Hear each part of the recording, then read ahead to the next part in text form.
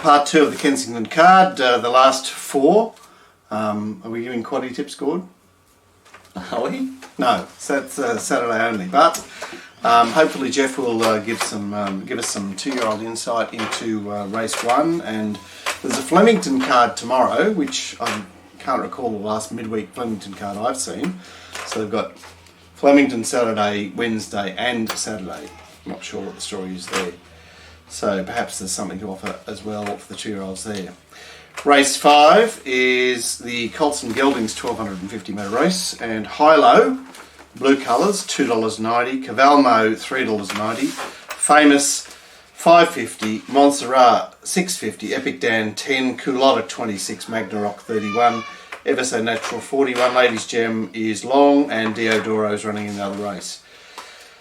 Above average to fast speed with Culotta pushing through on the inside. Epic Dan, who wants the lead for Nash, is out wide. High-low will just tag those horses, although I had High-low perhaps outside the lead, but it would be better if you could just trail them. Ladies Gem is forward with Montserrat, the alternative to be behind the lead there on the inside. Alright, so what about these 3-year-olds, Gord? High-low we haven't seen in Sydney. He's got a line there with Cavalmo. What do you do with it? Yeah, I'm against High-low, particularly at the price. Right. Jockey?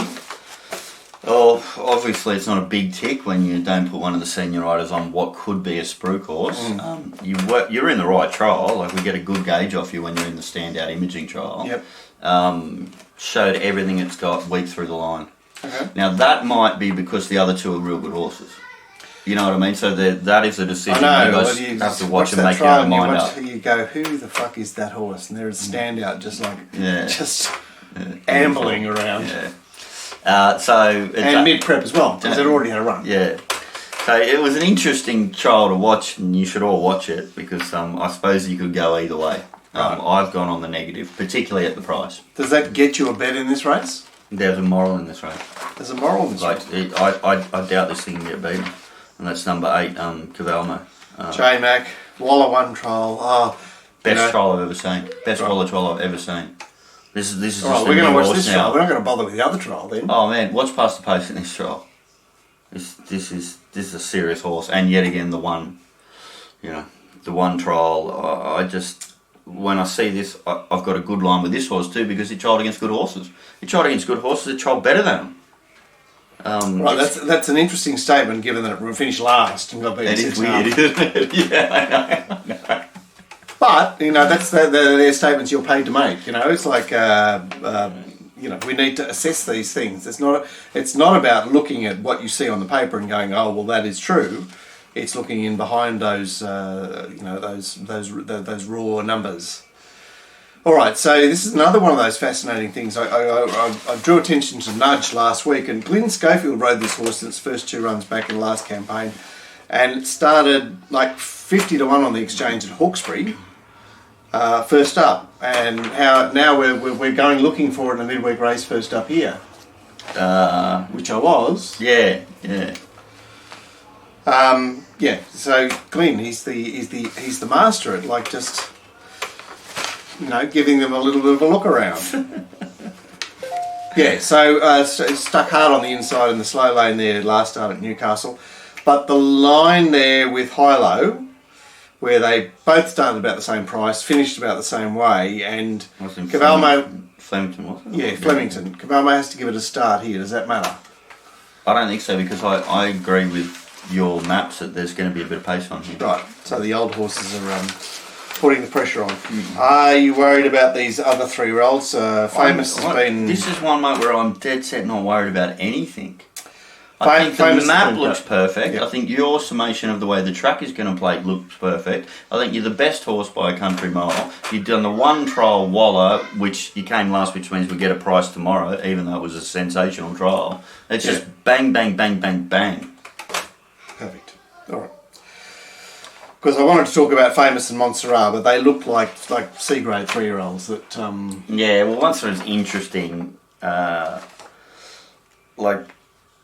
It's the one that's in the Warwick Farm stable, and High-low's in the Angus Bank stable. Yeah. And what does that mean? Well, I don't know. That means something. Anyway, I don't know what. You only have eyes for one horse in this race. I understand because then you got all the older horses. Forget about them. Like, that's why they shouldn't have these 3-year-olds. They shouldn't allow these 3-year-olds into these races because there's the haves and the have-nots at this time of year, and it's like 2-to-1 chances and 66-to-1 chances. Well, the weird thing is, like when Cavelmo jumps 6-4 and high low is out to $5. I might save. All right. Well, I'd suggest that Hilo is well placed in this race because it is the on-pace runner in the higher grade stuff back in grade. It's the Pearl horse. And you, like all your starts, you're in the B grade environment. If you're a good horse, a blue colours horse, you come back home. Okay, so that's you don't stay in Melbourne. Okay, all right. No, I hadn't thought of that. There's a horse I just want to throw away here. I'm hoping that he scratches Magna Rock and starts at somewhere else because that last start at Canterbury, where it was 3 wide and working forward on a hot speed on the hot rail. With CJ Graham on it. There's just please send it anywhere where it can win, not tomorrow. Race 6. Here's the 1400 metre. We've got here open sexes. Betcha Flying is $3.90. Diodoro is $4.40. Cyber Intervention $6 with re-edit. Travancore $9. Lady Cuvée is $12. Top Prospect $14. The Bald Eagle $17. Petrology is $34, and Carp Fever is despised. Now the map here says slow, slow, slow, slow. There is no speed. It's just like they all jump out and just look at each other. Diodoro is the designated leader here, which says that it's slow. The Bald Eagle pushes on. Re-edit and Cyber Intervention are not far away. Lady Cuvée is actually midfield. It's a very, very slowly run race. But it's got some interest because, we've got a horse resuming here in Betcha Flying that was scratched from the Group 1 last Saturday. And I saw it in this race and I went, bring it on. That's a starting position. And then you look at the other variables and you say, I can't bet in the race. Well, that's why I handled it. The variables being what? The slow pace. So Matt, I didn't really see anything in your trial, so it wasn't like one of those ones like Cavelmo where you came last, but I saw something past the post to say, shit, yeah. Yep. I don't want to take short prices about horses that are still not proven yet and might have map issues. Okay. And then you're up against a horse that was really powerful through the line last start in Cyber Intervention. So, yes, who beat Munich by a wart? Is that form? But it's sort of like late gap, powerful extension late. It ticks lots of boxes except for the fact that it's essentially a stayer that's second up in a slowly run race, staying at the same distance. Maybe it's not a stayer. Maybe it isn't. I think certainly it's a wet tracker, and you must keep your eye on the weather because that's an important. When you say looking at wet form around Curra and Stella Season, it's not too bad. So, yeah, it just meant that I went looking for Betcha Flying and couldn't get it. All right, so Lady Cuvée seems to have done something in its trial, resuming here off a bodgy preparation. I thought it was a bad sign. A bad sign that what? You're a bit of a 90-16 starts for 2 wins. You were pushed out more than I'd like to see from a wallet trial. Okay. So they're trying too hard. It just puts that doubt in your mind, particularly when you're at low winning percentage, and I'm definitely stamping you as probably a horse that should be getting over distance. All right, re-edit perhaps doesn't get the race shape to suit, but J-Mac booked the trial in the hot trial. Dead to me. I've lost enough money on that horse. It's a funny race, isn't it? Because Diodoro's in the race, and you wouldn't back Diodoro anywhere, any time, would you? No. It's it got it obviously overachieved. You're sitting outside the lead at Canterbury on a rails night. And then sort of backed up and had everything in its favour, and just was sort of weak to the line there. J-Mac to Dolan, you don't have any ability, even if it's a heavy 10. See, what I'm saying is, when when there becomes a situation in which this horse might have the chance to win, it's never going to be at a backable price for a horse with no ability. Right, there's another horse that I want to send bush here, and I wish it wouldn't run in the country. Sorry, wish it wouldn't run in the city. That's Petrology, who I realise is 1 million years old. He's only had 14 starts at this distance for nothing. Is that right? Have a look at its distance stats here, Gord. Number 2. Yeah, hold on. Yeah, 16 starts for no placings. 16 starts, 0, 0, 0. But 3 wide on a hot rail last start at Canterbury, and you know this guy is good out wide, isn't he? It's another one. I wish you'd stop talking about these horses you're looking to go elsewhere, because that's our bread and butter, Mark. I know, but they're running tomorrow, so it doesn't really matter. Yeah. It's just something to talk about. Okay, the penultimate is over 1,800 metres. Sea of Life is $2.60, Come Along $5.50, Nimmerly is $8, Zeppelin $9.50, Betty Blooms is $14 with Castel San Angelo, Loves to Rock $26, Island Missile is $31. Elisa Carolina went around today. Fairlight is long with Shadow Flight, Blast, and Perfect Illusion. Dr. Manhattan is another scratching out of this race. Average to above average speed. We've got Castel San Angelo, who wants to get fit here, so he'll push on. Betty Blooms is the natural leader here. Loves to Rock settles up handy. Nimmerly uses her draw to race handy. Zeppelin would like to lead if they'd let him. He's drawn sort of low, but I don't think he can get there. The best he can do is in behind the speed. Blast is another one that can push on. Sea of Life is up in distance, has some speed, but Mapmaker says no, he's going back. Okay. Strange race. Yeah. Sea of Life looks a bit short to me. Same. But you're a lightly raced thing who has done awesome things its whole career, never a bad run.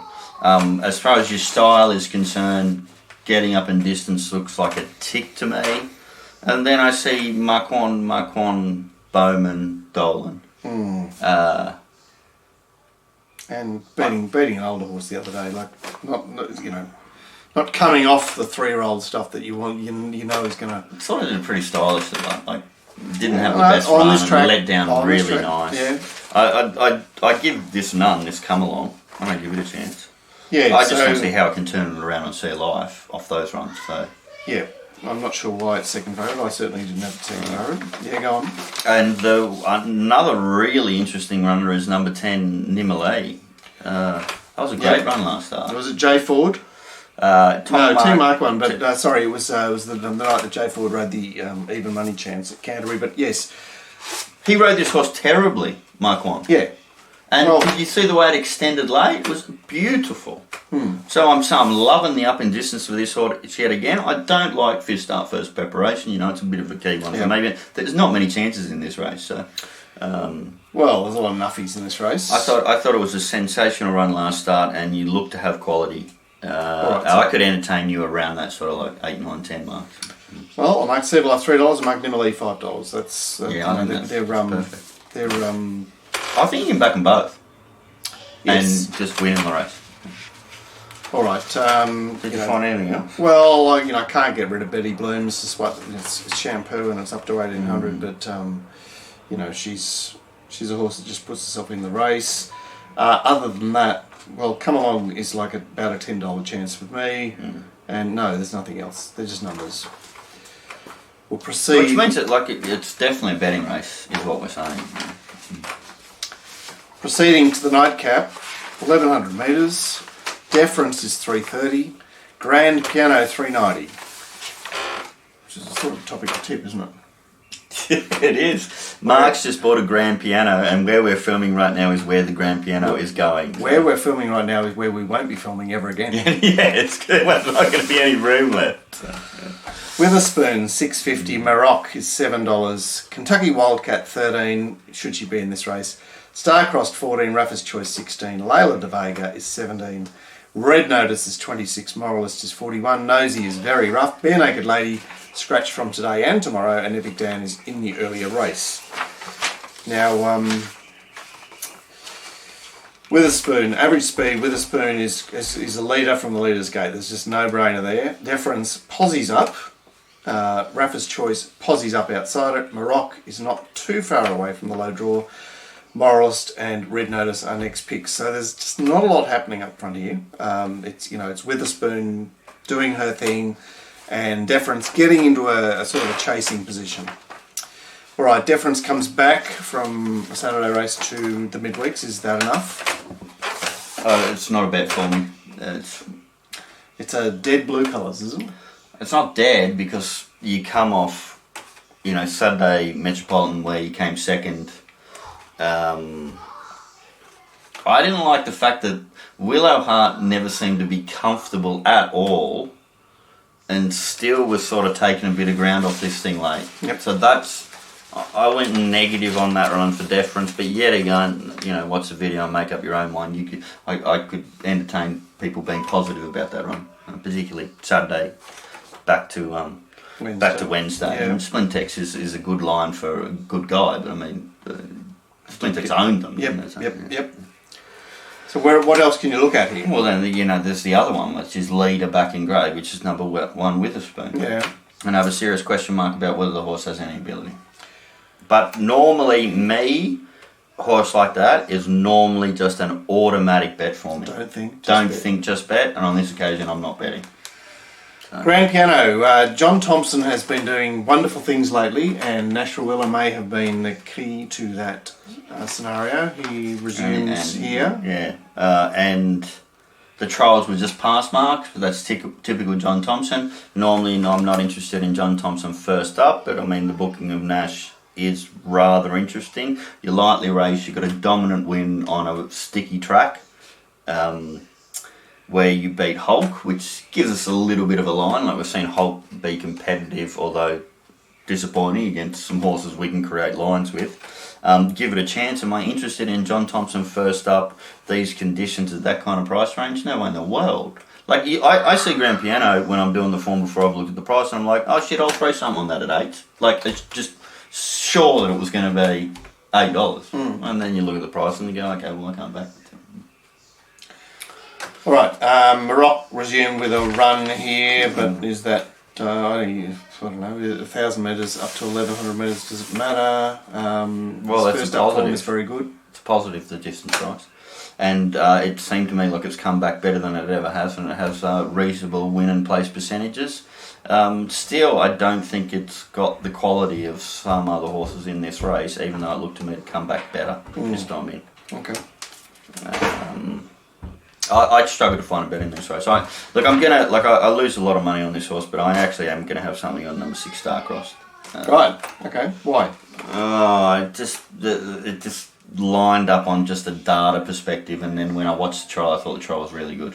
Right. So, first up, this horse performs really well. Sticky track, this horse performs very well. Distance stats, this is its best distance. Okay. And then I watched the trial against Brazen and Game of Thorns. Game of Thorns is the one that came out and won on Saturday, getting up the inside there to knock off Cafe Royale. And Brazen, we got a line there with a horse of a bit of ability off the trial. I thought Starcross trialled better than them. And I've got Jay Collette on a sticky track, which I give a half boost to as well, because I think he's a lot more braver than the rest of them. Yep. So all those stats running into the nice trial, at $15, I just got to have something on, but not with a great deal of confidence.